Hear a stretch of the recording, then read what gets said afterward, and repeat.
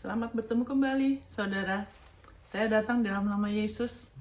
Puji Tuhan, hari ini diberi kesempatan kembali untuk memberitakan Injil Damai Sejahtera, Injil Kerajaan Allah. Haleluya, puji Tuhan. Saudara siap untuk menerima dari Dia? Haleluya, puji Tuhan. Kita sudah berdoa ya.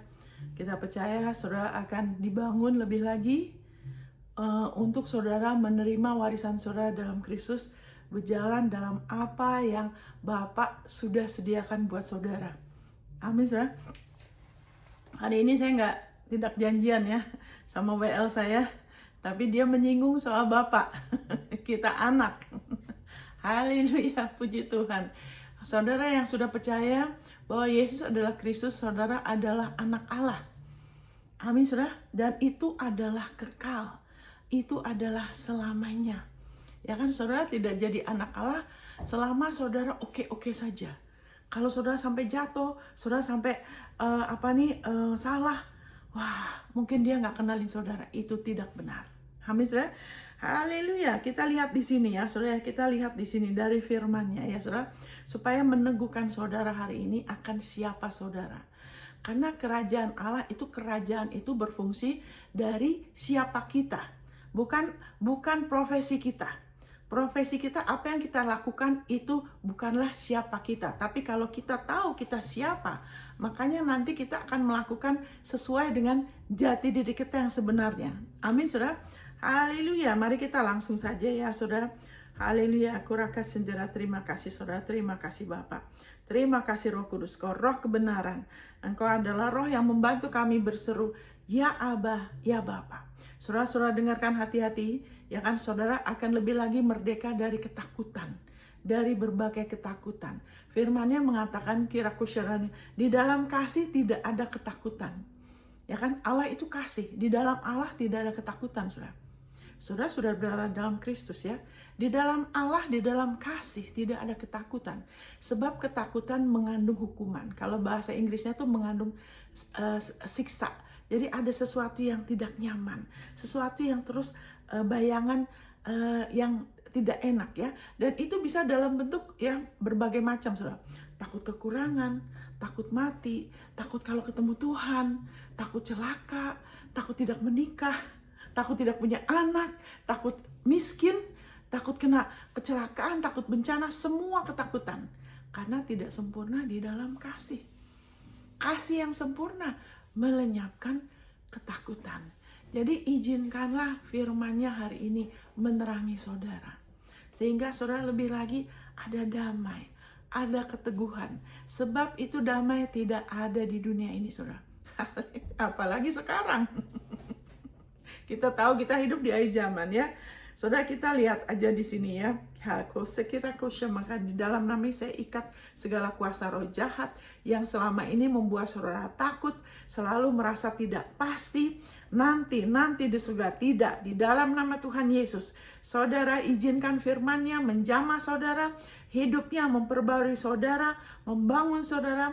Haleluya, saudara adalah anaknya, saudara sudah ditebus, sudah dibeli dengan harga yang sangat mahal. Saudara adalah milik Allah, miliknya selama-lamanya. Allah telah menjadi Bapak saudara selama-lamanya.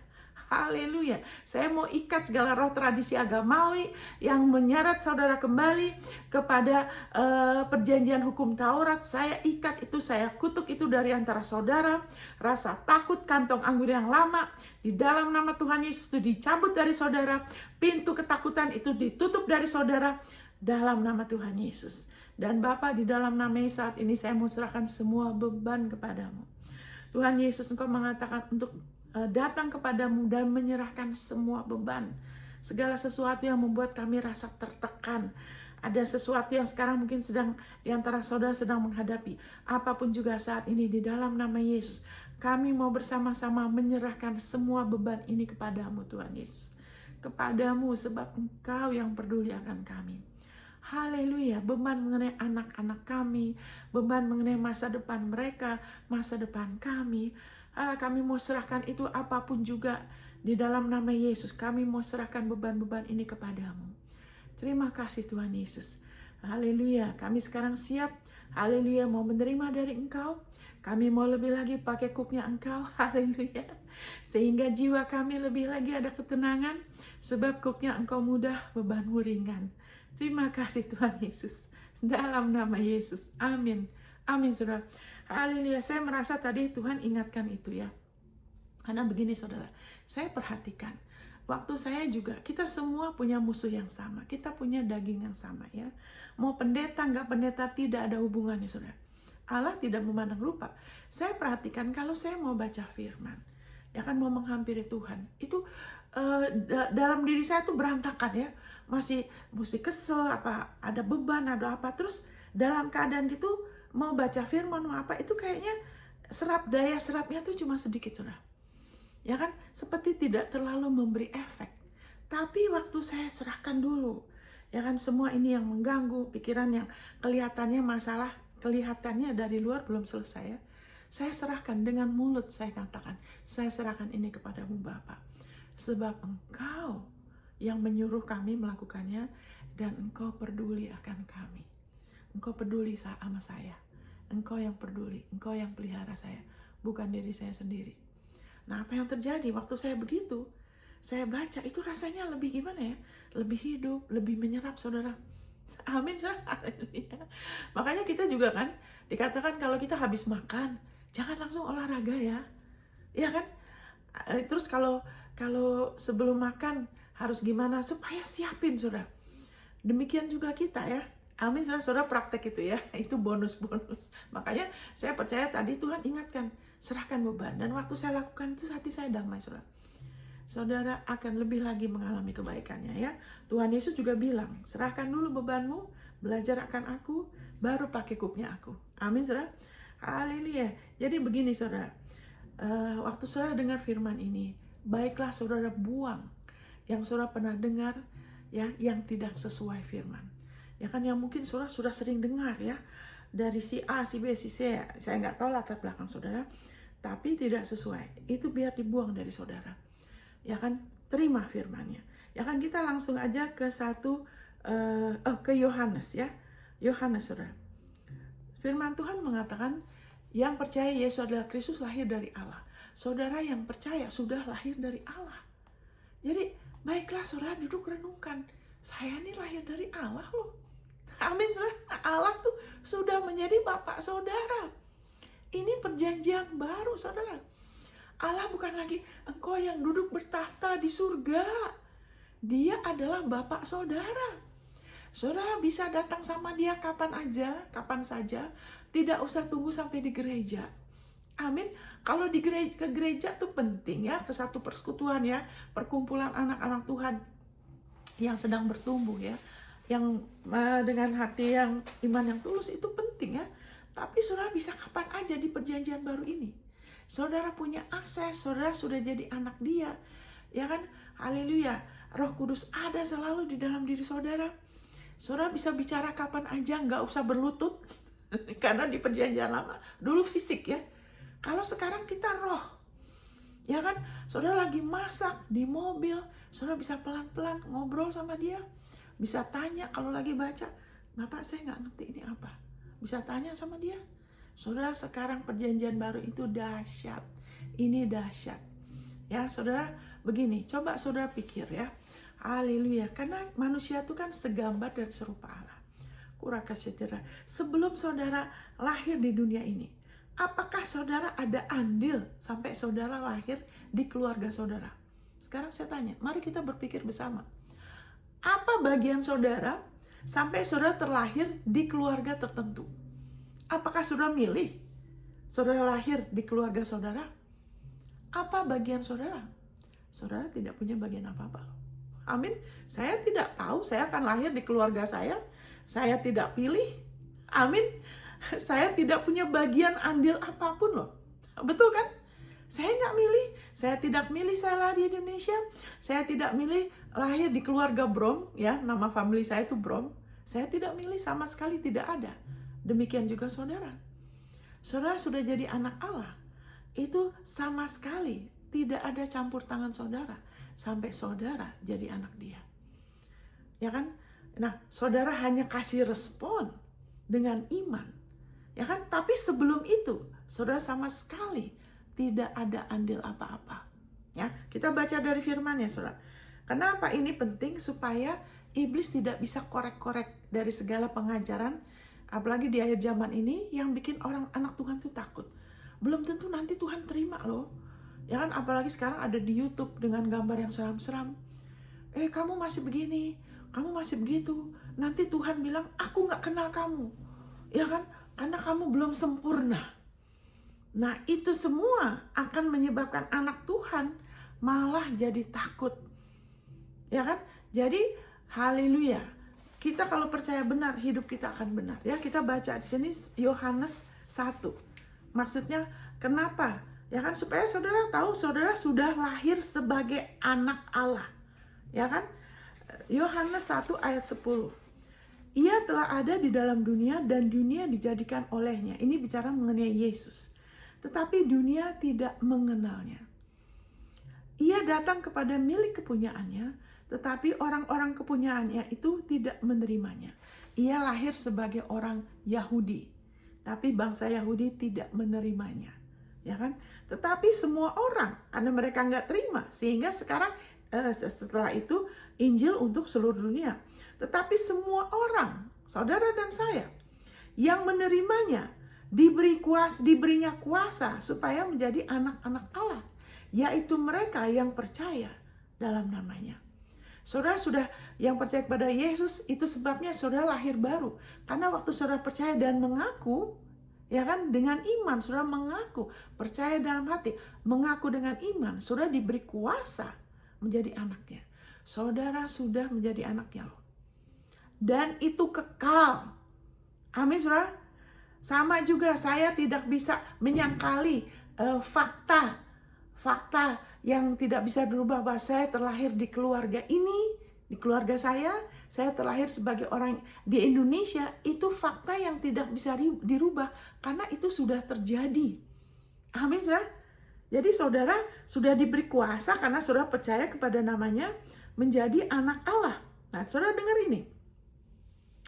Orang-orang bicara mengenai saudara dan saya yang diperanakan bukan dari darah atau dari daging, bukan pula secara jasmani oleh keinginan seorang laki-laki, melainkan dari Allah. Yang menyebabkan saudara lahir kembali menjadi ciptaan baru yang kekal, ya kan? Itu sama sekali bukan keinginan saudara dan saya, tapi melainkan dari Allah. Amin, saudara. Tidak ada seorang pun yang bisa ngerubah dirinya jadi baru. Allah yang telah memberi kita kuasa sehingga kita menjadi anak-anak Dia. Kita menjadi ciptaan baru. Ini fondasi yang luar biasa penting. Saudara lihat lagi, ini sesuatu yang tidak ada hubungannya sampai saudara bisa jadi anak Allah. Maksudnya gini, tidak ada jasa sedikit pun dari saudara dan saya sampai kita menjadi anak Dia. Itu adalah anugerah. Kenapa saya harus ngomong ini? Karena banyak ya di media pengajaran yang tidak sesuai firman. Makanya firman harus jadi patokan, saudara. Nggak peduli orang itu seterkenal apa, kalau itu semua harus diuji, harus sesuai dengan firman. Amin, saudara. Kenapa? Karena kita harus tahu jiwa orang, jiwa kita, siapapun juga. Makanya semua orang diberi kuasa yang mau percaya. Jiwa kita semua itu masih harus berubah, belum sempurna. Biarpun sudah dekat sama Tuhan, orang itu masih bisa keliru, saudara. Makanya firman harus jadi patokan. Ya kan? Contohnya Petrus itu sama Yesus loh. Dia dalam kategori yang intim, yang dekat sama Yesus, saudara. Sehari-hari sama Yesus loh. Tapi karena dia ada takut dalam diri Petrus tuh sebelumnya kelemahan dia, punya kecenderungan. Kenapa sampai dia menyangkal Yesus? Ada satu ketakutan dalam diri dia. Kenapa? Dia selalu merasa membuktikan dia lebih oke dari yang lain. Dia tidak secure, tidak teguh di dalam Tuhan, selalu membuktikan. Ya kan? Makanya justru rasa takut itu, ya kan? Karena dia kepingin dibenarkan dari perbuatan dia sendiri, dari dedikasi dia, dari perbuatan benar dia, itu membuka pintu bagi ketakutan. Ya kan? Jadi kita juga gitu, kalau ada di antara saudara, ya kan, selalu, ya kan, dari rasa takut, saya harus begini, saya harus sungguh-sungguh, saya harus gini, itu buka pintu, itu ketakutan. Itu bukan dari iman. Iman itu perhentian, iman itu akan ada damai, saudara. Amin. Jadi karena Petrus itu tidak sempurna waktu itu di dalam kasih, dia juga belum lahir baru ya. Ya kan, tapi sesudah lahir baru dia juga sempat salah loh. Itu sebabnya iblis malah bisa punya akses. Maka sekali waktu Yesus lagi bilang hal yang penting, saya akan disalib, saya akan disesah, 3 hari kemudian baru saya akan bangkit. Dia tarik Yesus ke samping loh. Dia tegur Yesus. Ada anak-anak Tuhan yang berani tegur Tuhan. Tuhan, kenapa kok begini? Nah, kita bisa bertumbuh ya, tenang aja ya. Jadi Petrus ngomelin Tuhan Yesus. Jangan gara-gara kita intim, ya kan? Terus kita jadi begitu. Terus dia tegur Tuhan Yesus, jangan sekali-sekali, itu nggak akan menimpa kamu, dia bilang. Yesus bilang apa? Dia nggak seperti orang Indonesia yang takut menyinggung. Dia bilang, enyahlah engkau iblis. Karena Tuhan Yesus tahu itu iblis lagi berbicara lewat Petrus karena kelemahannya dia.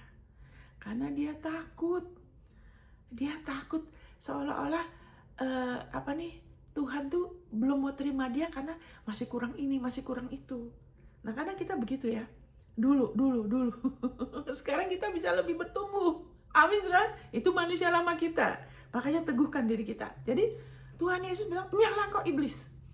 Kamu tuh cuma pikir kepentingan manusia, bukan kepentingan Allah. Tuhan Yesus tidak sungkan-sungkan, tidak pelintah-pelintut. Ya kan, dia langsung tegas. Dia langsung pakai otoritas. Tuhan Yesus bisa kenalin, kenapa? Karena dia tidak cari kehormatan dari manusia. Jadi semakin kita bertumbuh dalam Tuhan, semakin kita merdeka dari penerimaan, pujian orang, penerimaan orang, ya kan? Atau penolakan orang, manipulasi orang. Semakin kita bisa tahu yang dari Tuhan atau bukan. Kita jadi nggak gampang dimanipulasi orang. Nah, saudara, nggak usah khawatir ya kalau kita masih belum mengerti. Kita terus bertumbuh saja. Karena gini, kalau kita dimanipulasi, ya kita dimanfaatkan, ya kan, nanti jadi nggak enak, saudara. Akan ada kekecewaan, ya kan. Terus hidup kita tuh kayak dikuasain oleh kelakuan orang. Kalau orang tuh baik sama kita, waduh, haleluya, kita seneng. Waduh, apalagi kalau dipuji, waduh, wah, serasa kayak jalan di awan-awan, kayak melayang. Tapi terus kalau orang itu marah, ngambek, ya kan, marah, terus gimana? Ini gara-gara kamu manipulasi. Kita tuh rasa down, rasa kayak penolakan, rasa kayak spiral tuh lagi ke bawah terus. Itu berarti kita terlalu banyak kasih kuasa ke orang. Kita belum merdeka, kita izinkan iblis permainkan kita lewat kelakuan orang. Tuhan Yesus hari ini di dalam nama Yesus, saudara merdeka. Kita bilang kamu jangan jadi budak orang. Kita merdekakan dengan apa? Lebih lagi saudara tahu saudara sudah anak Allah. Allah mengasihi saudara. Amin. Allah sudah menerima saudara. Pribadi yang paling penting di dunia ini adalah Allah. Allah adalah pribadi yang paling penting, yang paling benar 100%, yang paling kudus, gak pernah salah, yang terang, yang kasih, itu Allah. Dan dia sudah menerima saudara dan saya. Bukan berdasarkan keinginan kita, bukan berdasarkan jerih payah kita, tapi karena dia, ya kan, dari Allah. Allah yang menyebabkan kita lahir baru. Dia yang memutuskan untuk kita dilahirkan kembali jadi ciptaan baru. Dia, bukan sama sekali keinginan kita. Maksudnya kita cuma percaya, kita nggak tahu kan sebelum kita percaya kita bakal lagi, kita nggak tahu, kita cuma percaya aja. Amin. Tapi kuasa itu menyebabkan kita jadi anak Allah. Amin, saudara. Ini aja begini banyak anak Tuhan masih perlu diteguhkan, karena banyak masih bingung ya. Katanya kalau dibilangnya hamba, terus anak, itu gimana ya? Makanya terus dengar, terus lihat firman-Nya. Misalnya ada saat, ya kan, ada saat kayak Prince Charles ya, Pangeran Charles dari Inggris, ya kan, Ratu Elizabeth kan ibunya. Ada saat mereka ada satu misalnya seremoni, ya kan, mungkin lagi ada upacara apa di kerajaan. Wah, Ratu Elizabeth kan nggak tiap hari pakai mahkota kan, ya kan, walaupun dia nggak pakai mahkota, dia adalah ratu. Amin, saudara. Ya, tapi ada saat kalau lagi ada upacara dipakein mahkota, terus dipakaikan apa, jubah. Wah, sebagai seorang ratu, ya kan, atau raja, ya kan, waktu itu papanya, ya kan. Jadi saat ada kayak seperti itu karena resmi ya. Nah disitulah Pangeran Charles nggak bisa seenak ya kan, karena ini lagi pakai otoritas ya, sedang melakukan sesuatu sebagai raja yang berkuasa, sebagai ratu yang berkuasa. Dia sebagai pangeran, dia harus tunduk kepada ratu, ya kan, karena waktu itu sedang berfungsi di dalam otoritas kerajaan. Amin, saudara. Sama aja kalau saudara, bapak saudara lagi hakim, ya kan, itu bapak saudara tapi dia hakim. Kalau saudara hadir dipersidangkan, saudara hadir ya sebagai mungkin saksi atau apa, saudara kan nggak bisa seenaknya, karena dia lagi berfungsi sebagai otoritas dia kan. Tapi kan nggak terus-terusan di rumah, ya kan, di rumah ya dia papi. Ya kan, di rumah kan bisa papi, ngobrol, duduk minum kopi sama-sama, betul kan? Buka lemari es, mau makan apa, pi? Ya kan? Tapi kalau di persidangan nggak bisa kan? Dia nggak bisa panggil papanya papi loh. Dia harus bilang yang mulia, walaupun itu anaknya. Kita juga harus mengerti. Amin. Kita harus mengerti bapak kita. Kita lebih kenal dia. Kita harus tahu memilah. Ada saat sehari-hari, ya kan, karena dia tinggal di dalam kita. Kita sudah jadi anak ya, ada rohnya di dalam kita. Dia tinggal serumah sama kita. Amin. Ada saat kita bisa ngobrol, ya kan, di mana aja, kapan aja, apa adanya. Amin. Jangan bilang, oh Bapak yang nun jauh di surga gitu kan. Ntar dia pikir kamu kenapa sih? Ya kan? Jadi kita lebih mau belajar, kita lebih tahu bagaimana. Amin, saudara. Jadi diperanakan bukan karena keinginan saudara, tapi karena keinginannya Allah. Dan itu adalah kekal. Jangan izinkan pengajaran atau apapun yang mengajar yang berlawanan menggeser saudara dari kebenaran ini. Sama juga saudara tidak bisa mengubah fakta. Saudara lahir dari keluarga siapa, mungkin saudara, saya nggak tahu ya, ada orang yang anaknya dibuang, tapi tetap aja kan dia keturunan mereka. Amin, saudara. Jadi haleluya, saudara anak Allah. Dan itu bukan karena jasa saudara. Saudara tidak diberikan roh yang membuat saudara takut lagi seperti di perjanjian lama. Ini penting, karena kalau saudara perlu tahu bahwa di perjanjian baru ini, saudara ya, semuanya sudah selesai. Saudara itu sudah baru, bukan lagi seperti di perjanjian lama. Karena kalau saudara kan misalnya baca Mazmur, ya kan, Mazmur 18 contohnya. Mazmur itu banyak yang bagus loh. Mazmur benar-benar luar biasa ya, itu kan diurapin ya. Tapi sebagian itu sudah digenapi, dan kita jangan pernah ambil Mazmur, main comot Mazmur seolah-olah kita bukan anak dia. Ya kan? Nih, saya buka deh ya. Saya buka nih di contohnya. Oke, atau kita nggak usah ke situ dulu deh. Kita ke Mazmur 139 dulu deh. Karena begini, kenapa saya ngomong gini? Ya, sebelum kita ke situ itu nanti. Saudara harus tahu, saudara sudah jadi anak Allah. Waktu kita masih di kandungan ibu kita belum lahir. Belum tentu lahir kan? Ada orang yang keguguran kan? Tapi waktu kita belum lahir secara manusia, belum kelihatan. Itu orang tua kita, biasanya orang tua yang mampu ya, udah sediain susu, baju, ntar kamarnya dihias. Ya kan, terus kadang udah pikir, nanti ada yang lebih jauh lagi. Oh, nanti dia bakal sekolah di mana. Ada yang sampai segitu, saudara. Tuhan kita juga gitu. Kenapa saya harus ngajar ini? Supaya saudara diteguhkan, saudara punya Bapa, jangan pelihara dirimu sendiri. Kalau tidak, hidup saudara akan berat. Saudara akan mengalami banyak hal yang saudara tidak perlu alami, seperti saudara belum lahir anak Allah, seperti saudara tidak punya Bapa. Ketahuilah, saudara sudah lahir dari Dia, Allah adalah Bapa saudara. Saya bacakan ini dari Mazmur 139. Mazmur 139 ya saudara. Thank you Lord Jesus. Mazmur 139, haleluya, thank you Jesus. Haleluya. Ini langsung aja ya. Mazmur 139. Ingat, Allah itu Allah. Sebelum kita ada, Dia sudah merancangkan semuanya untuk saudara. Saudara tidak usah hidup seperti anak yatim penuh dengan kekhawatiran, beban. Ya kan, saya baca di sini. Haleluya. Thank you Jesus. Haleluya. Ayat 16 ya. Matamu melihat selagi aku bakal anak. Jadi sebelum kita diciptakan, ya kan, Tuhan sudah bisa melihat roh kita ya. Dan di dalam kitabmu semuanya tertulis. Ada kitab di sorga yang isinya rancangannya Bapak kita untuk saudara dan saya loh. Sudah ada saudara. Kerinduan hatimu, ya kan, pasangan hidupmu, anakmu, semua sudah ada.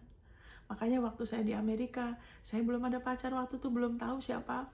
Saya lagi berdoa, tiba-tiba saya lagi di halaman sih, karena di situ mungkin sekolah kitab, mungkin lebih banyak orang berdoa. Ini lagi di halaman sekolah kitab. Tiba-tiba hadirat Tuhan turun, terus saya dikasih tahu, Tuhan bilang kamu akan punya anak sekian, kasih nama ini. Saya sampai bengong, pacar aja belum tahu, belum menikah, karena sudah ada, ya kan? Haleluya. Matamu melihat aku selagi aku bakal anak, dan di dalam kitabmu semuanya tertulis. Hari-hari akan dibentuk sebelum ada satupun daripadanya. Allah adalah Bapa yang baik. Dia sudah rancangkan rancangan damai sejahtera, tidak ada bencana dalam rancangan Dia. Saudara, saya mau tanya, kalau saudara mungkin ada di antara saudara belum menikah, belum punya anak ya, tapi pernah nggak ada orang tua normal yang bikin gini, nanti nih Mam, kalau anak kita bandel, kita harus minta orang tabrak anak kita ya. Kita harus lempar dia dari tangga ya. Kita harus pernah nggak begitu saudara? Tidak ada loh. Orang tua yang normal tidak ada pikiran begitu. Amin saudara? Atau nanti kita harus bakar rumahnya untuk menguji anak kita. Itu semua tidak ada orang tua yang normal saudara. Tapi kenapa ada orang yang bilang begitu mengenai Tuhan? Karena tidak mengenal secara pribadi. Ya kan? Kalau firman-Nya harus jadi patokan. Karena begitu gampang bilang kalau ada apa-apa, ya kan? Wah itu Tuhan izinkan. Tuhan izinkan. Ada maksud Tuhan. Itu bukan Tuhan. Kalau bukan anugerah yang baik dan sempurna, itu bukan Tuhan. Apakah manusia lebih baik dari Tuhan? Saya aja nggak pernah loh. Tidak pernah saya mengutuk anak saya loh. Saya didik mereka, saya disiplin mereka. Tapi tidak pernah sekalipun saya kutuk, karena saya tahu, tidak boleh, ini punyanya Tuhan Yesus. Ya kan, nggak boleh dikutuk sedikit pun. Ya kan, jadi hari-hari itu sudah ada. Dia tahu kerinduan hati saudara. Dia sudah siapkan keberhasilan, terobosan. Karena dia mau saudara itu, distinguish itu tidak biasa, saudara. Jadi tidak umum, tidak biasa. Kalau kudus itu artinya dipisahkan ya, dipisahkan. Keberhasilan saudara tuh Allah mau bukan keberhasilan yang biasa-biasa. Nah ada tingkatan ya, ada tingkatan. Tapi keberhasilan di mana orang tahu itu Tuhan. Amin saudara. Mereka bisa ngomong itu Tuhan. Amin saudara. Di mana orang tahu, wow, Tuhan kamu tuh luar biasa ya. Kerinduan hati saudara, keberhasilan saudara mengalami, dan itu sampai taraf tertentu pernah saya alamin waktu saya di Tokyo. Amin saudara, sampai sekarang saya suka bengong-bengong, maksudnya terkagum-kagum. Kok bisa ya Tuhan mereka kasih saya visa kerja? Kan ada persyaratannya. Kan saya nggak lulusan universitas, saya nggak punya keahlian. Kok bisa dikasih? Nah kayak begitu kan? Saya jadi bisa hidup terhormat, tidak perlu ilegal, tidak perlu bohong. Dapat hidup terhormat, kerja di tempat yang bagus, yang buat saya itu mustahil. Amin, saudara. Itu ada semua di bukunya Tuhan. Dan itu tidak berat, saudara. Amin, saudara. Bagaimana mau kebakaran, dikasih tahu jadi nggak jadi. Padahal kalau jadi itu bisa jadi bencana berat, saudara. Ada gas yang bocor, ada api. Waduh, tapi nggak jadi. Itu Allah kita. Itu semua sudah tertulis di buku Dia, ya. Wow, dikatakan sebelum ada satupun, Dia sudah bentuk hari-hari saudara. Dan Dia tersenyum. Dia mengasihi saudara. Dia sayang sama saudara. Saudara berharga di mata Dia. Firman Tuhan mengatakan di Yohanes 17, Tuhan Yesus bilang, mereka mengasihi, engkau mengasihi, maksudnya dengan kata lain, engkau mengasihi aku, engkau mengasihi mereka, murid-murid, sebanyak engkau mengasihi aku. Dengan kata lain, saudara, Allah itu tidak bodoh, ya kan? Dia tidak bodoh. Kalau saudara tidak begitu terlalu berharga, saudara dan saya tidak terlalu berharga, Dia tidak akan menebus saudara dan saya dengan Yesus. Dia tebus yang lain aja yang lebih murah. Karena di surga itu yang paling mahal itu Yesus. Tubuh dan darah Tuhan Yesus itu yang paling mahal, perkataannya Dia. Tapi Dia menyerahkan Yesus buat saudara loh. Kenapa? Karena saudara berharga di mata Dia. Apakah saudara mau beli sesuatu, misalnya perhiasan yang tidak bagus, ya kan saudara tahu itu banyak campuran, itu nggak bener, ya udah saya beli 1 M, saudara nggak mau kan? Karena apaan itu? Itu berlian itu kualitasnya tidak bagus, itu harusnya nggak seharga segitu, ya kan? Saudara tidak mau kan? Karena saudara tahu itu nggak segitu. Tapi Allah yang paling tahu nilai saudara, bukan saudara loh. Saya ulangin, yang paling tahu nilai saudara bukan istrimu, bukan suamimu, bukan anakmu, bukan orang tuamu, bukan profesor, bukan manusia. Saudara yang Allah yang paling tahu nilai saudara. Makanya jangan izinkan perkataan manusia menentukan nilai saudara. Amin, saudara. Saudara sudah dibeli, harganya sudah lunas dibayar dengan darah Dia. Saudara seharga Yesus. Jadi hari-hari saudara, Allah itu kreatif. Allah itu luar biasa, saudara. Dia coba lihat ciptaan Dia. Wow, Dia kreatif. Haleluya. Ini penting sehingga haleluya saudara, kalau saudara pakai waktu, bahwa segala sesuatu seumur hidup saudara, bahkan di dunia akan datang nanti ada hidup yang lain loh. Saudara hidup sekarang ini aja, kalau orang ya kan tidak punya pendidikan, misalnya kan tidak punya yang dibutuhkan untuk bisa hidup dengan baik kan berat, betul kan? Susah sekali, hidupnya susah sekali. Lebih baik kan dibekali dengan berbagai macam hal lah, secara dunia ya, secara dunia. Nanti juga, ya kan? Kalau kita kan keberhasilan kita karena Tuhan, ya kan? Dia sudah siapkan. Nah nanti di hidup yang nanti juga lebih baik kita sekarang persiapkan hidup kita yang nanti sekarang. Kita hidup benar-benar bangun hidup kita di atas firman. Kita tahu diri kita siapa, sehingga hidup kita yang nanti lebih enak, sudah. Jangan pikir cuma nanti di surga udah tinggal asik-asik, ada hidup yang lain, sudah. Ada kemuliaan, ada kehormatan. Jangan sampai kita sia-siakan hidup kita sekarang untuk apa hal yang sementara, sampai kita tunda-tunda. Itu dibohongin iblis. Amin, saudara. Hidup kita yang nanti ditentukan oleh kerelaan kita untuk bertumbuh. Lebih enak kita siap-siap sekarang. Amin, saudara. Haleluya. Thank you Jesus. Haleluya.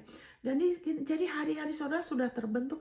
Saudara tidak usah khawatir masa depanmu, pasangan hidupmu. Saudara punya anak juga Tuhan sudah siapkan. Nah itu ya, misalnya contohnya dokter bilang nggak mungkin mandul, ya kan dokter, atau udah menopause juga. Itu Tuhan, itu Bapak kita tuh Tuhan. Amin, saudara. Dia bisa tembus itu semua. Mau umur berapa nggak ada hubungannya, itu Tuhan. Itu namanya, makanya kalau sudah begitu Tuhan dimuliakan. Makanya kasusnya Sarah juga begitu. Dan itu bukan satu-satunya kasus udah tidak bisa lagi. Bisa lagi, saudara. Haleluya. Thank you Jesus.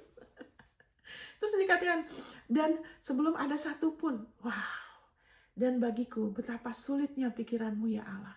Betapa besar jumlahnya. Wow, dia sudah tahu saudara bikin salah. Dia sudah tahu saudara keliru. Nah Allah kita kan tahu, tapi dia udah siapkan jalan keluar. Ada GPS-nya. Makanya dikatakan di Kolose 1, ya kan ayat 14. Haleluya, kita memiliki pengampunan penebusan kita, yaitu apa? Pengampunan dosa. Kenapa dikatakan kita memiliki penebusan kita, pengampunan dosa? Karena Allah tahu kita bisa keliru lagi, karena jiwa kita masih harus diperbaruin. Hati kita sih rela. Ya kan Petrus tidak mau, ya kan sampai jatuh. Dia nggak sadar. Ya kan karena dia ada ketakutan. Aduh, takut menderita. Kamu kenapa menderita? Aduh, kalau kamu menderita, dia kan nggak ngerti waktu itu. Tujuannya Yesus menderita tuh dia nggak mengerti. Ya, tapi dari rasa takut itu aja. Takut, nah itu ketakutan itu ya, karena belum sempurna. Sampai Yesus harus tolak itu roh-roh agamawi. Roh agamawi membuat orang jadi melakukan hal-hal dari ketakutan. Aduh, kalau saya nggak baca firman, nanti Tuhan nggak berkenan sama saya. Kalau saya nggak ke gereja, waduh nanti Tuhan tegur sama saya. Ya kan kalau saya kurang ikut doa, Tuhan tegur. Apa-apa tuh. Jadi itulah roh agamawi. Takut. Akhirnya nanti malah ditipu ya. Jadi tapi kalau kita diteguhkan akan kasih Bapa, kita akan lebih mereka. Jadi haleluya. Saudara tenang aja. Karena kita memiliki penebusan kita, pengampunan dosa. Tidak usah fokus kepada kelemahan kita. Ya kan? Terus juga gini, saudara belajar, kalau saudara salah, jangan suka minta ampun terus-terusan, saudara. Ya kan? Percaya, lihat firman-Nya. Saudara baca lagi. Ya kan? Kolose 2 ayat 13. Dia menghidupkan saya sesudah dia mengampuni pelanggaran saya.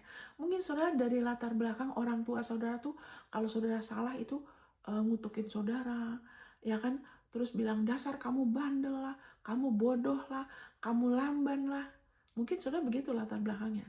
Tapi biarlah saudara rubah, saudara tuh sudah ciptaan baru. Saudara ampunin orang tua saudara. Saudara mulai lihat diri saudara yang sebenarnya. Allah tidak begitu sama saudara. Allah sudah kasih saudara jati diri yang baru. Amin saudara. Thank you Jesus. Alkitab mengatakan tidak ada penghukuman bagi orang yang berada dalam Kristus. Allah tidak akan pernah menghukum saudara. Nah begini saudara. Ya kan, tapi karena dia tuh Allah itu benar.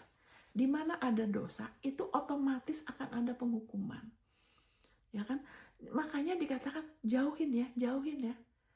Kenapa? Sama aja, kenapa Allah menggerakkan hatinya Abraham berbelas kasihan untuk doakan Lot? Karena Lot itu hidup di tengah-tengah, nyaman, ya kan dia tersiksa. Tapi dia hidup di tengah-tengah orang yang tidak percaya Tuhan, yang tidak takut Tuhan, yang menuruti hawa nafsunya. Dia di situ, dia tersiksa, tapi dia nggak mau pindah. Mungkin alasannya ada soal keuangan kali. Ya kan, karena dia hartanya banyak. Mungkin dia di situ banyak untung. Ya kan? Malahan sampai Abraham harus doakan dia. Nah itu Allah kita. Ya enggak, Allah nggak bilang biarin aja Abraham, si Lot itu, aku mau menghukum itu Sodom dan Gomora. Apakah Allah tidak mengasihi orang-orang ini? Karena mereka tidak percaya. Amin, mereka tidak percaya. Allah bukan yang nggak mau, Allah tidak bisa loh. Amin. Tapi karena Allah punya perjanjian sama Abraham, Allah bekerja lewat Abraham untuk berbelas kasihan sama Lot. Berdoa supaya Lot tuh jangan sampai kena penghakiman. Karena dosa itu ibaratnya kalau sesuatu yang busuk, ya kan hancur, saudara. Kalau nggak digaramin kan hancur. Makanya kemurahan Allah bekerja lewat Abraham supaya doakan Lot supaya jangan kena dihakimin. Ngerti kan, saudara? Jadi kita harus tahu hatinya Bapak kita. Yesus tidak datang untuk menghakimin. Yesus datang untuk memberikan hidupnya. Makanya hidupnya menjadikan kita lahir baru. Kita hidup lagi, tapi kita nggak sama. Makanya firman Tuhan bilang, siapa yang menyebut nama dia, jauhin yang jahat ya. Jangan bergaul sama orang yang gak takut Tuhan. Yang kita tahu nipu, suka kompromi, suka mencela orang, suka jelekin orang. Orang yang gimana sih, saya kalau sama orang yang deket, kalau lagi maksudnya saya nggak bisa deket ya. Kalau orang itu saya tahu suka ngomong sembarangan, saya batasin loh. Karena saya tahu itu akan ada masalah, saudara. Bukannya Tuhan, ada iblis, dosa. Jadi kita harus tahu ya, jadi haleluya, Allah itu hatinya tuh tidak pernah mau menyakiti manusia. Kalau dia mau menyakiti kita, dia nggak akan kirimkan Yesus. Jadi buang segala macam. Makanya saya nasihatkan saudara, jangan suka sembarangan dengar khotbah. Ya kan, jangan asal karena lucu, karena ini. Saudara minta Tuhan pimpin, dan saudara harus dengar yang konsisten dan baca firman, saudara. Baca firman. Haleluya. Hari-hari saudara sudah ada, tidak ada kecelakaan di dalam rancangan Dia. Sama seperti saya tidak mau anak saya mati sebelum waktunya. Saya mau anak saya umur panjang. Apalagi Bapak kita. Amin, saudara. Karena orang seenaknya aja ngomong kalau ada yang mati sebelum waktunya. Oh, itu Tuhan. Itu bukan Tuhan. Itu orang itu. Apa yang kita bisa lakukan bisa memperpendek atau memperpanjang umur kita loh. Terutama mulut kita, kepercayaan kita. Kalau percaya kita salah, ya kan, kita percaya kita salah, kita akan ngomongnya salah. Itu buka pintu. Makanya ada yang pulang sebelum waktunya. Karena keliru. Bukan Tuhan. Hidup dan mati dikuasai oleh kita aja. Orang tua tidak mau anak kita tidak sampai selesai, tidak sampai berumur panjang. Kita nggak mau. Apalagi Bapak kita di surga. Dia nggak mau saudara celaka. Dia tidak mau, tidak ada di hari-hari dia yang dia rancang tuh untuk mencelakakan saudara. Ketahuilah, jadi kalau saudara dengar kesaksian yang begitu, yang bilang itu maksud Tuhan, Tuhan mau menghajar saya, Tuhan, itu bukan Tuhan. Itu kita memperlakukan Tuhan lebih buruk dari manusia. Kita anggap diri kita lebih baik dari Dia. Kita perlu rubah. Saya nggak marah sama saudara. Tapi kadang-kadang saya lihat, makin lama saya perhatikan, Bapak Allah kita tuh sering difitnah orang ya. Difitnah, ya kan? Makanya iblis itu penipu ya. Yesus juga difitnah, saudara. Maka kalau kita mau percaya Dia terus, jangan kaget.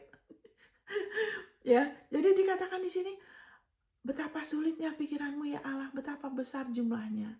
Jika aku menghitungnya, itu lebih banyak daripada pasir. Apabila aku berhenti, masih saja aku bersama-sama Engkau. Nah, ini sampai di sini ya. Setelah itu dia ngomong yang lain lagi yang gak ada hubungannya. Tapi biar ini jadi patokan dalam diri saudara. Saudara sudah anak Dia. Janganlah kita cari-cari terus seperti Dia belum siapkan buat kita. Terus berdasarkan itu saudara, berdasarkan itu mari kita ke Efesus 1 ayat 3. Kan dikatakan hari-hari sudah tertulis.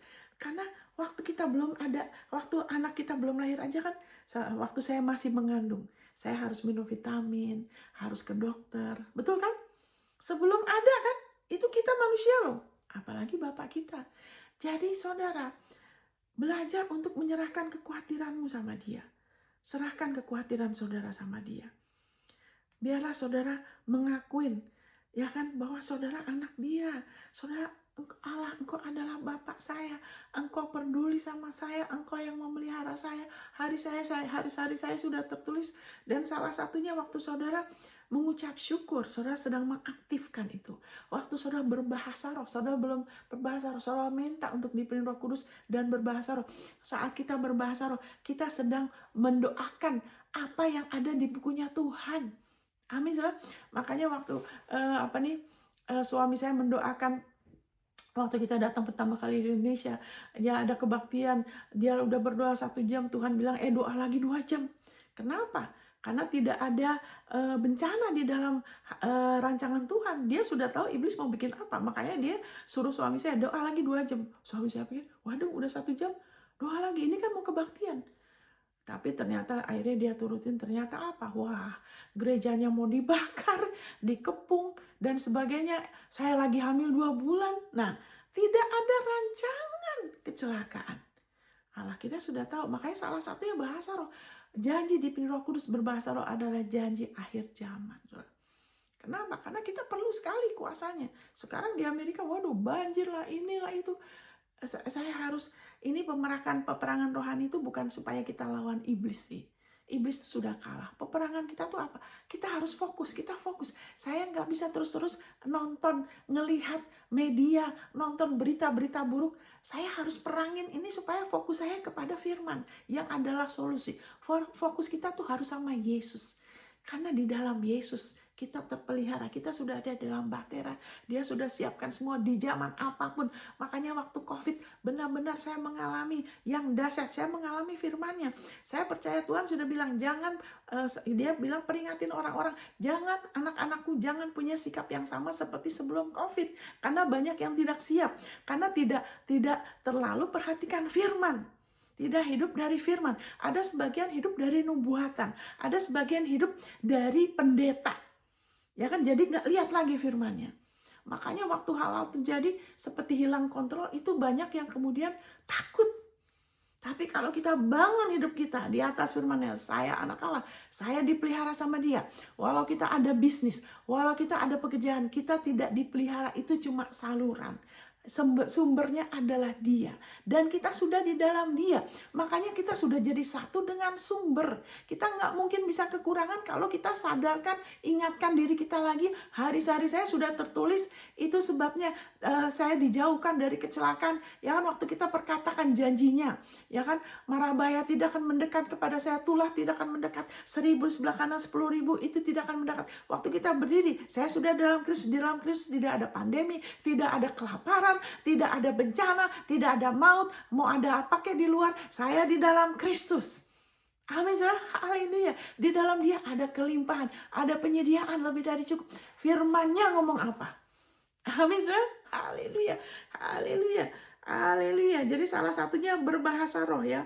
Berbahasa roh. Jadi Efesus 1 ayat 3 mengatakan kita sudah diberkati dengan segala berkat rohani di tempat-tempat tinggi di alam roh, bukan nanti di surga, tapi di alam roh. Maksudnya apa? Segala sesuatu yang kita butuhkan dalam bentuk rohani.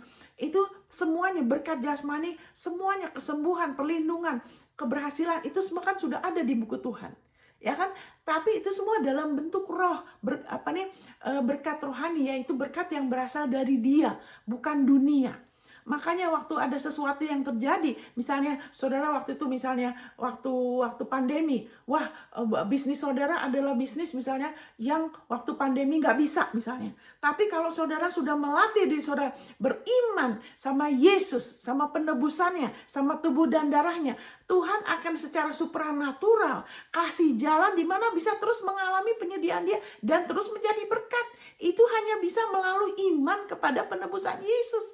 Karena di dalam Yesus Kristus tidak ada kekurangan, tidak ada bencana. Waktu kita beroperasi dari firman-Nya yang mengatakan begitu, dan kita mengakuin dan kita melepaskan, mengembalikan firman. Tadi kan dikatakan pikiranmu sulit Tuhan karena terlalu banyak. Saya nggak ngerti sekarang saya kenapa kok saya lagi dibentuk. Tapi haleluya, kalau kita terus percaya sama Dia, kita terus bersandar sama Dia, kita mau menyerahkan kekhawatiran kita kepada Dia. Kita ingat, saya sudah diberkati dengan segala berkat. Dan waktu kita nggak mengerti, kita serahkan. Dikatakan di 1 Petrus pasal 5 ya. 1 Petrus 5 ayat 7. Serahkan segala bebanmu pada Dia, sebab Dia yang memelihara kamu. Kita serahkan, kita harus mau serahkan sehingga kita nggak didorong-dorong oleh kekhawatiran kita, ketakutan kita. Orang pikir apa? Kita enggak, Tuhan, Engkau yang pelihara saya. Orang ini kenapa misalnya bos saya sikapnya begini, orang itu sikapnya, saya serahkan ini beban kepadamu. Saya nggak tahu harus gimana, saya belum dapat kerjaan yang saya mau. Saya serahkan ini. Firman mengatakan hari saya sudah tertulis. Firman-Mu mengatakan saya sudah diberkati dengan segala berkat. Saya percaya aja. Nanti akan ada tuntunan, saudara. Akan ada tuntunan. Waktu kita terus percaya, ya kan, kita terus percaya, kita memberi respon, kita kembalikan, ya kan, pikiranmu sulit. Tapi firman Tuhan mengatakan di Yesaya 55, hei kamu yang gak punya uang, kamu yang lapar dan haus, kamu datang, kamu dengar dulu ya. Kamu dengar dulu, firman Tuhan itu dia bilang tidak akan kembali kepadaku sia-sia. Firmanku, ya kan, jalanku lebih tinggi dari jalanmu, pikiranku lebih tinggi dari pikiranmu. Tapi firmanku Jadi firman Tuhan itu adalah jembatan untuk kita mengerti pikirannya Allah. Kalau kita nggak pakai waktu, nanti kita pikir seolah-olah itu sesuatu yang angan-angan yang mustahil, yang nggak ada hubungannya sama hubungan hidup kita sehari-hari. Sangat ada hubungannya, saudara. Sangat ada, saudara. Sangat ada hubungannya. Dan itu supranatural. Itu saya oleh anugerah Tuhan ya, mengalami. Nah, saya bukan patokan ya. Kita lihat firman-Nya. Ya kan? Ya, kita balik lagi ya. Kita ingatkan diri kita. Saya ini udah anak Allah. Hari-hari saya sudah tertulis. Makanya waktu kita mengalami itu, tadi saya bilang suami saya disuruh khotbah, waktu itu terjadi mereka tidak bisa jadi bakar. Ya kan? Apinya mati terus. Akhirnya setelah itu helikopter datang, tadinya mereka nggak ada yang mau datang karena takut, polisi takut nggak bisa menguasai massa. Dan mereka harus kirim helikopter. Tadinya telepon nggak ada yang mau jawab. Tapi karena Tuhan sudah tahu, tidak ada di buku kita mengenai kecelakaan. Saya juga nggak apa-apa loh, nggak takut. Ada teman saya, kasus yang sama, dia keguguran, saudara. Ya mungkin saya nggak tahu, mungkin dia nggak ngerti. Ya kan, Tuhan tuh nggak pandang rupa, itu semua sudah ada. Kitanya yang harus rela mulai pakai waktu. Lebih lagi, sana sini sedikit sehari-hari. Kita mulai lebih perhatikan firman.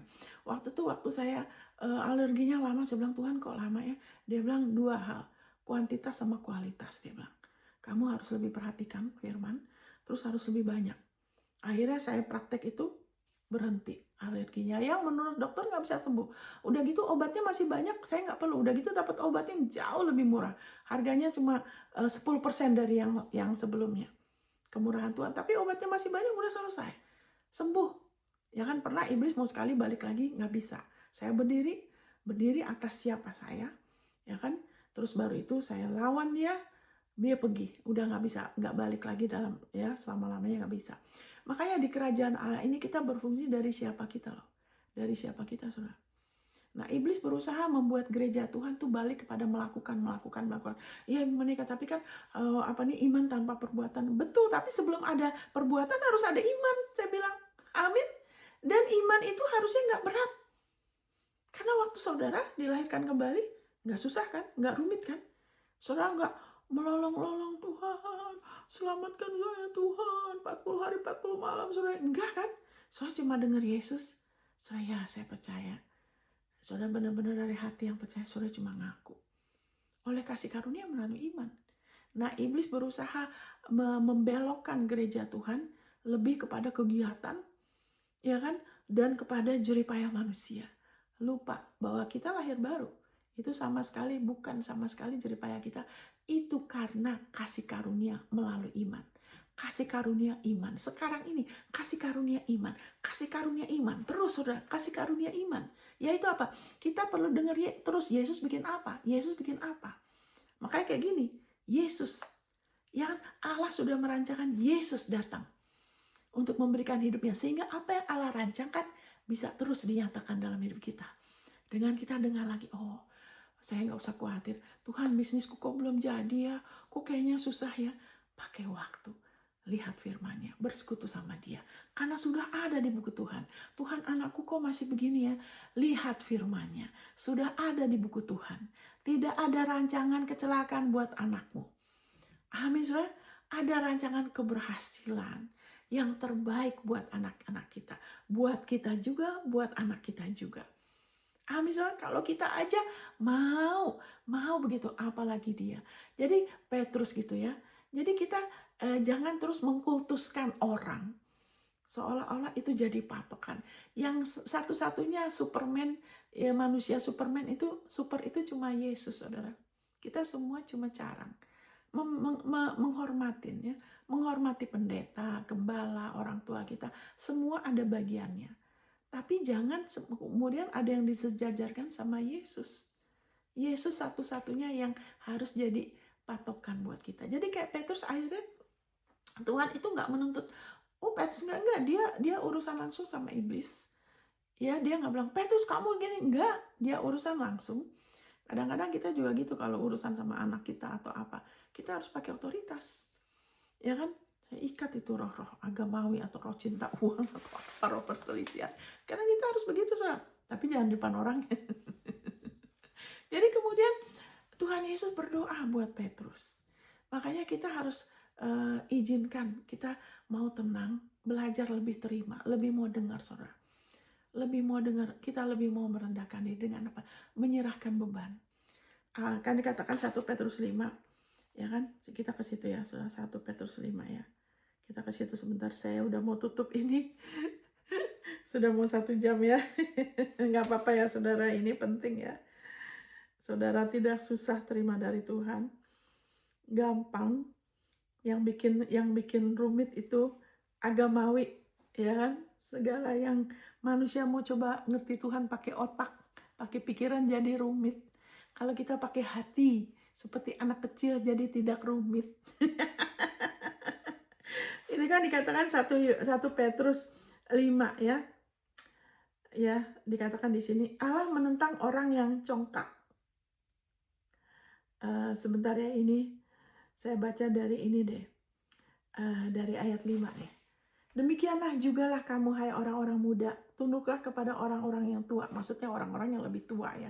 Dalam Tuhan ya, orang-orang dewasa. Orang tua ada juga yang tidak dewasa dalam Tuhan ya. Bukan begitu ya.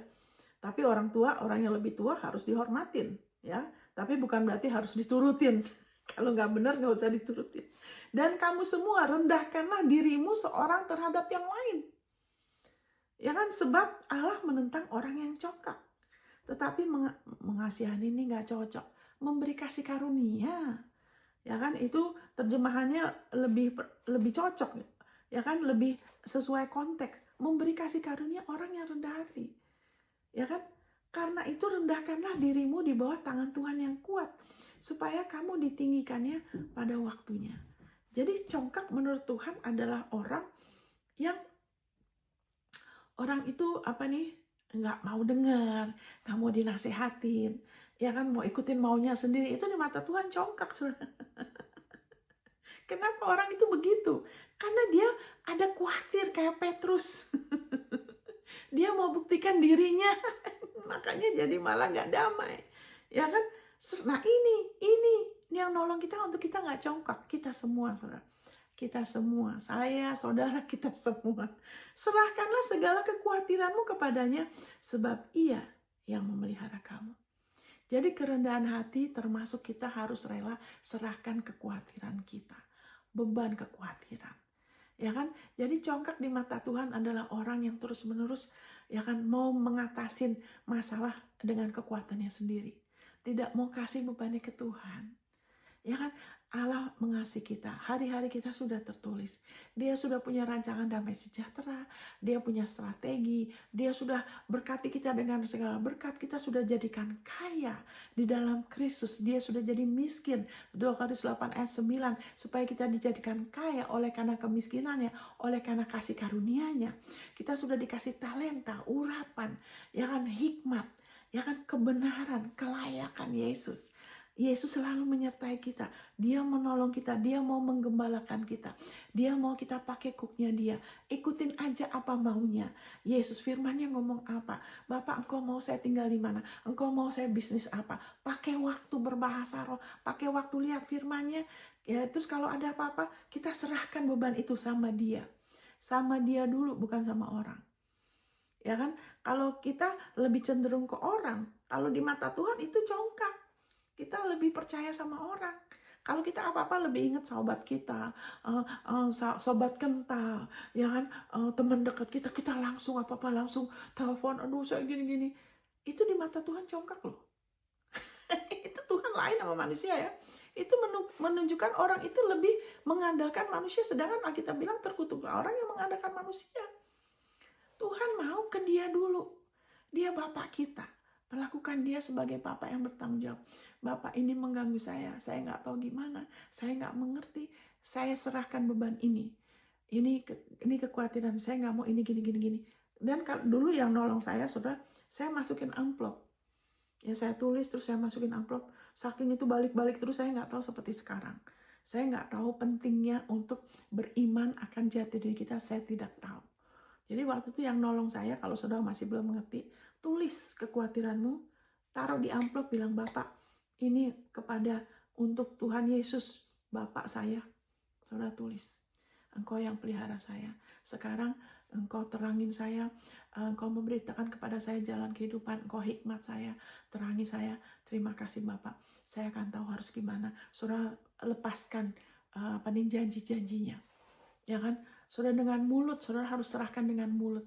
Saya serahkan Bapak begini-gini, ngomong saudara, ngomong. Dan kalau saudara nanti terganggu lagi, ngomong lagi. Saya sudah serahkan Bapak, terima kasih Engkau memelihara saya. Terus ngomong janjinya apa. Amin saudara. Jadi saudara, haleluya, thank you Jesus. Kita bisa berdoa untuk teman-teman kita, saudara-saudara kita yang seperti Petrus mungkin masih takut, masih pakai kekuatan sendiri, ya kan? Kita bisa doakan mereka. Seperti Abraham juga bersyafaat buat Lot. Makanya saya adakan doa, ya kan, untuk tubuh Kristus, karena masih ada saudara-saudara kita masih terikat dengan agamawi, ya kan? Makanya ada rasa takut. Ya kan, kita tetap doakan supaya lebih lagi mengerti kita sudah jadi anak Dia selamanya. Dia yang pelihara kita. Dan saudara, kasih karunia iman. Dua hal ini kita terus mendengar. Yesus bikin apa? Kasih karunia. Kayak gitu kan. Dia sudah rancangkan hari-hari saya. Dia sudah berkati saya dengan segala berkat. Saya sudah dijadikan kaya. Saya berhak rumah yang indah-indah, yang diisi dengan barang indah-indah. Segala janji-janji Allah di dalam Kristus. Ya dan amin. Kerinduan hati orang benar digenapin. Itu ada kan? Saya nggak akan ulang lagi ya. Itu semua sudah ada. Ya kan? Thank you Lord Jesus. Jadi terus menerus iman kita beriman kepada kasih karunia-Nya. Kita jangan fokus kepada iman kita. Ya kan? Itu jadi garam itu terdiri dari dua bagian ya saudara. Garam itu terdiri dari dua elemen yang kalau dipisah, itu terpisah, itu akan jadi racun saudara. Ya kan? Satunya aksid, satunya lagi apa gitu ya. Itu garam itu kalau elemennya dipisah, itu kalau dimakan terpisah itu jadi racun. Tapi kalau dijadikan satu, kita nggak bisa hidup tanpa garam. Kita nggak bisa diselamatkan tanpa kasih karunia melalui iman. Itu harus dua, kasih karunia dan iman. Jadi kalau saudara hanya dengar, oh Tuhan Yesus bikin ini dan itu, oh tapi saudara tidak kasih respon, berarti iman saudara tidak aktif. Saudara nggak bisa ngalamin. Sama aja orang dengar, oh Tuhan itu baik, ya gini-gini, tapi orang itu nggak mengakuin Yesus, dia nggak bisa selamatkan. Dia harus percaya dan ngakui Yesus. Kita juga gitu. Untuk kita terus-menerus mengalamin, kita harus rela kasih respon. Tapi respon kita adalah karena sudah selesai. Tuhan Yesus sudah selesaikan buat kita. Kita sudah diberkati dengan segala. Kita selamanya adalah anak Allah. Kita nggak akan pernah lagi ditolak. Tidak ada yang bisa memisahkan kita dari kasih Allah. Semuanya Dia sudah rancangkan sampai yang sekecil-kecilnya. Allah itu benar-benar luar biasa deh. Sekecil-kecilnya deh. Makin lama saya lihat Dia benar-benar sangat memperhatikan kita loh. Dia sangat peduli. Dia sangat menghargai kita karena kita beda-beda, ya kan? Keinginan kita beda-beda. Dia tidak pernah meremehkan. Amin, saudara. Dia mau kita percaya dan terus mengandalkan Dia untuk kita mengatakan dalam tinggal tenang dan percaya terletak kekuatanmu. Dengan bertobat dan tinggal diam itu maksudnya kita ingat, tunggu dulu, kok saya khawatir sih? Saya telepon si Anu, saya gelisah. Tunggu. Firman-Nya ngomong apa? Tunggu dulu.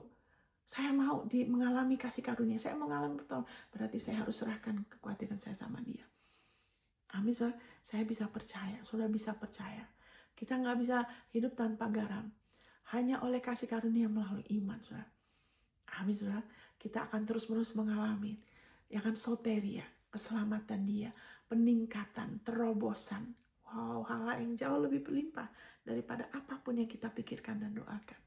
Amin, saudara. Haleluya. Thank you Jesus. Puji Tuhan. Jadi kabar baik. Hari-hari saudara sudah ada.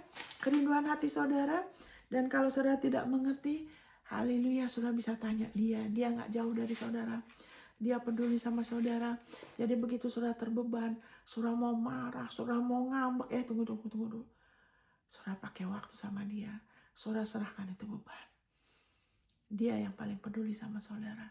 Amin, saudara. Hari kita berdoa ya, Bapak, di dalam nama Yesus, kami minta Bapak supaya Engkau bekerja terus dalam diri kami, supaya kami lebih sadar bahwa kami sudah menjadi anak-Mu selama-lamanya. Lindungi kami semua ya saudara yang mendengar ini dari pengajaran yang tidak benar, yang membuat kami ragu-ragu lagi, seolah-olah Engkau masih bisa menolak kami masih dilempar lagi ke neraka, supaya kami diteguhkan di dalam kebenaran-Mu bahwa kami sudah lahir dari Engkau. Engkau yang sudah memperanakan kami, Engkau yang sudah menjadikan kami ciptaan baru, bahwa tidak ada yang bisa mengambil kami dari tangan-Mu. Kami sudah jadi satu dengan Kristus selama-lamanya. Terima kasih Bapa.